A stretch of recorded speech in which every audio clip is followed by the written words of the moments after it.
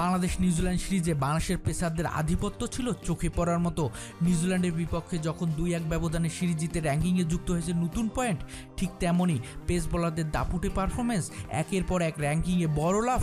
শরীফ, নাহিদ রানা ও cutter master মুস্তাফিজের বাংলার সর্বোচ্চ গতির পেসার নাহিদ রানার উত্থান যেন পেছনে ফেলেছে আইপিএল মাতানো ব্লেসিং মুজরাবানি ও আর্শদীপ সিং এর মতো সেরা বোলারদের।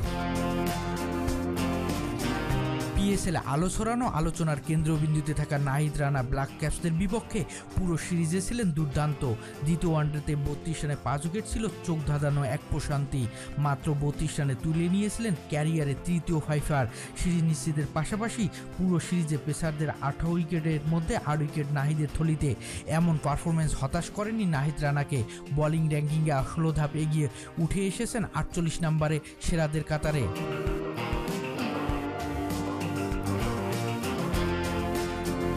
সিরিজ নির্ধারণের দ্বিতীয় ওয়ানডেতে ইনজুরি থেকে কামব্যাক করা মুস্তাফিজের ফাইফার কিউই ব্যাটারদের যেন কোমর ভেঙেছে। পুরো সিরিজে পেসারদের আধিপত্য ছিল বাংলাদেশের ক্রিকেটের এক নব্য যুগের সূচনা। প্রথম ম্যাচে শরীফুলের দাপুটে পারফরমেন্স পুরো সিরিজে তুলে নিয়েছেন 5 উইকেট। নাহিদ শুধু একা নন, বোলিং র্যাঙ্কিংয়ে উন্নতি করেছে এই দুই বোলার ও 14 ধাপ এগিয়ে উপরে উঠে এসেছে 41 নম্বরে মুস্তাফিজ। অপরদিকে 11 ধাপ এগিয়ে 28 নম্বরে শরীফুল ইসলাম।